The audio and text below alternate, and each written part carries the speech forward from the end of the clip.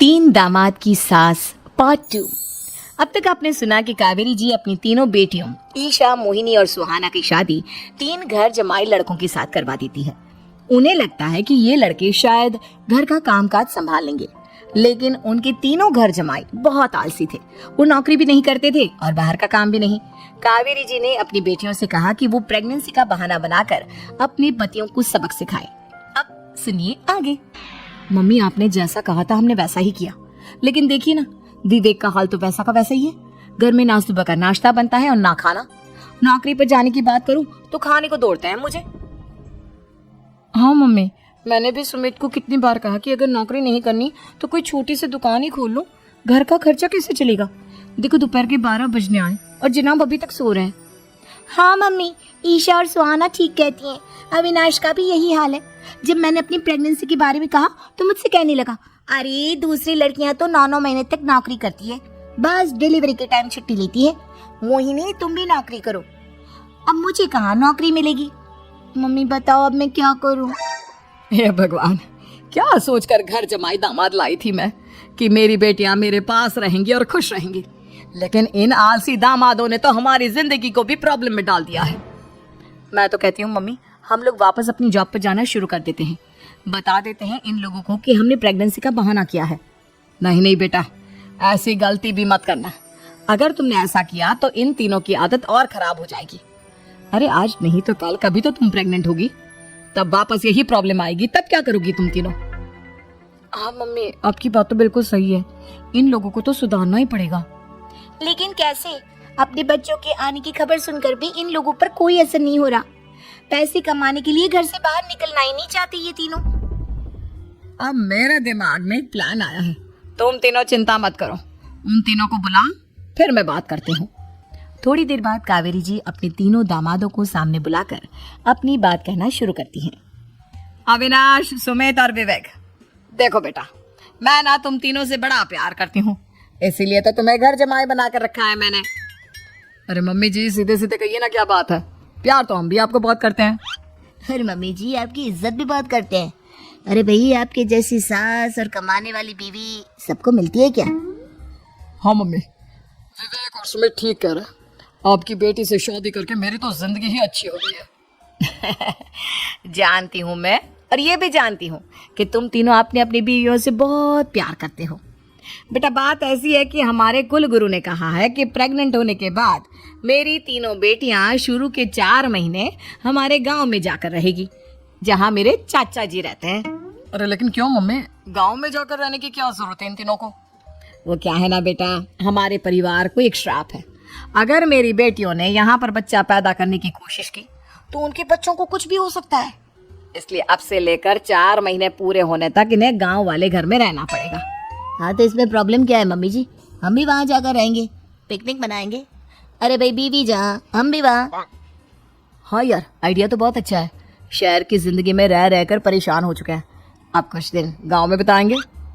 तुम लोग समझने की कोशिश क्यों नहीं करते?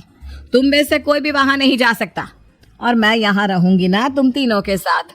4 महीने की तो बात है, उसके बाद ये तीनों ही लौट कर आ जाएंगी। ठीक है मम्मी जी, अब हमारे बच्चों का सवाल है तो ये तो करना ही पड़ेगा। कावेरी अपनी तीनों बेटियों को कुछ दिन के लिए घर से बाहर कहीं दूसरे शहर में रहने के लिए भेज देती है।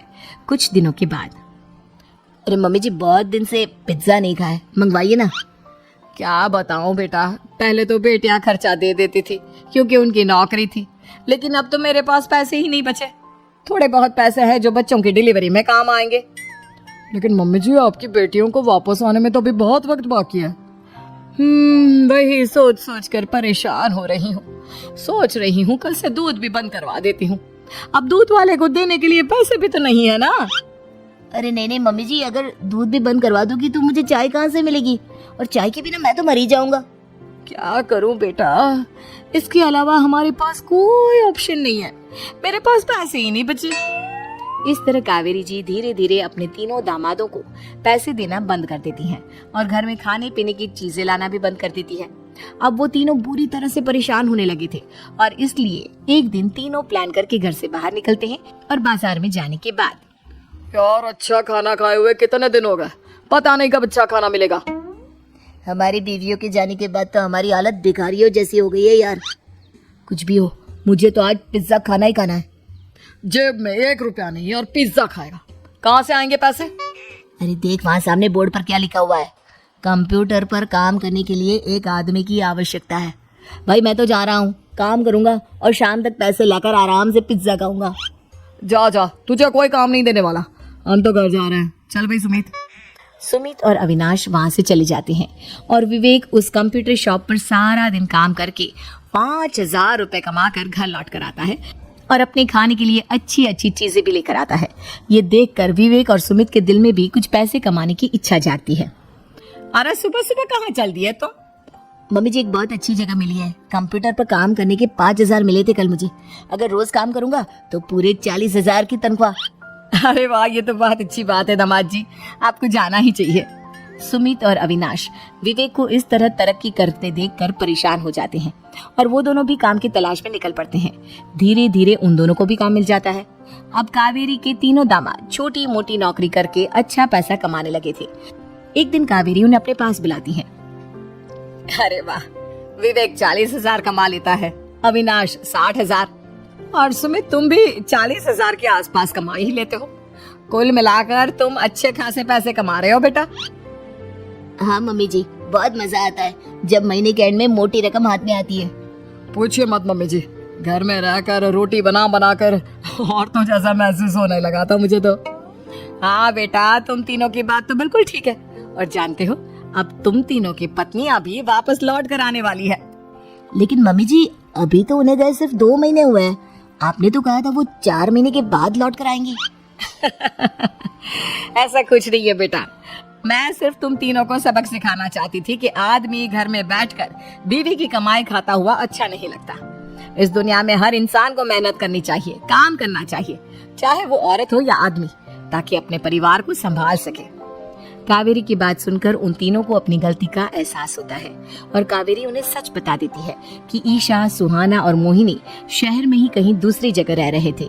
शाम के वक्त उन तीनों की पत्नियां लौट कर आ जाती है और कावेरी जी का परिवार एक खुशहाल परिवार की तरह रहने लगता है।